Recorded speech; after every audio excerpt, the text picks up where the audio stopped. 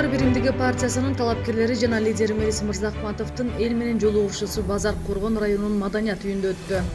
Жолугушууга жүздөгөн адам катышып, сөз башын Жумагүл Ийгамбердиева баштап, бул партияда эч кандай олигархтар жок, чыныгы элдик жаратман партия экенин белгилеп өттү. 10-жылы өзгөчө, сиздер деле билесиздер, Базар Коргондун эли бир топ кыйынчылык болгон күндөрү мен Ош шаарына суктанганмын.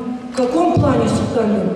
Биз башаламан болуп, бир жетекчибиз чечкиндүү кадам койгонда Ошто бир-эки күндө эле уже бардыгы түптөлүп, команда түзүлүп, ар бир кандай кадам коюш керек чечилген болчу. Ошондо мен Мелис Жошбаевичтан сыйлап калганмын. Бүгүнкү күндө ушул сунуш болгондон кийин Улуттар биримдиги партиясыны жакшы билебиз. Себеби көп жылдан бери өзүнүн позициясын, өзүнүн тандаган жолунан тайбай бул партия келип атат. Мелис Мырзахматов партиянын программасынын негизги бөлүгү чарбаларды ирилештирүүгө арналганын белгиледи. Анда фермерлерге мамлекет тарабынан колдоо көрсөтүүгө басым жасалган. Базар Коргон районунун айыл чарбасы боюнча айта турган болсок, биздин программанын негизги бөлүгү чарбаларды ирилештирүү. 100 гектардан кем эмес чарбаларды түзүү. Дыйканчылыкты андан ары өнүктүрүп кетүү үчүн аларга проценти жок кредиттерди берүү, проценти жок техникаларды берүү.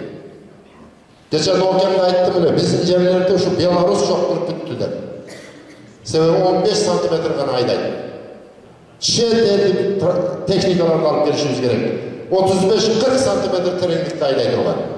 Ошолорду дыйкандарга лизинг менен проценти жок беришибиз керек. Ал эми үрөк менен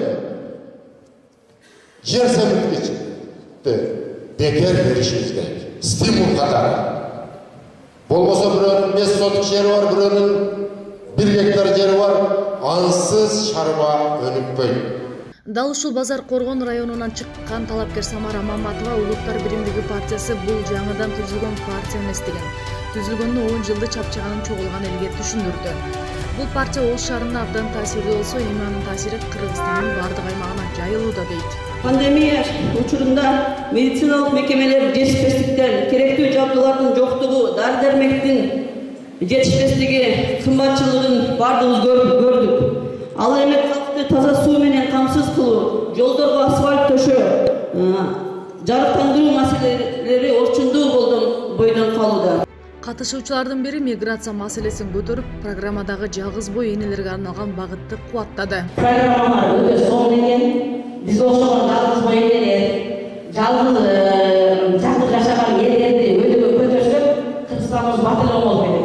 Партия лидери Мелис Мырзахматов азыркы учурдагы саясий экономикалык кырдаал, экономикалык каапчылык жана андан кантип чыгуу жолдору менен бөлүшүп, канткенде Кыргызстан өнүгүү жолуна түшөрүн партиянын программасы аркылуу баяндап берди.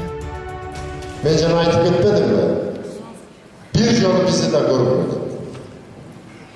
Элден сурасаң, сүйлөшүп отурсаң, эл саясаттан жадат дейт. Эмнеге жадат десем, кол шилтеп атат, бар эми ошол бир көр да. Бар окшош бар деп айтып атат. Туура, алар бар деп окшош. Себеби көп жол алгандар. Көп жолу силердин ушу күчтүү колуңар менен бийликтин туу сересине чыккандар. Биз чыга элебиз. Бизди да бир жолу сынап көрдүк.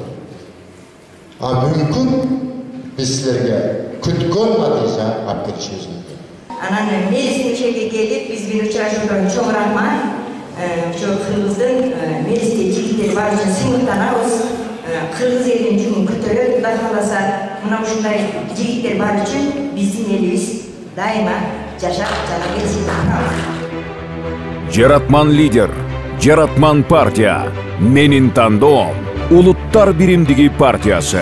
Номер 17.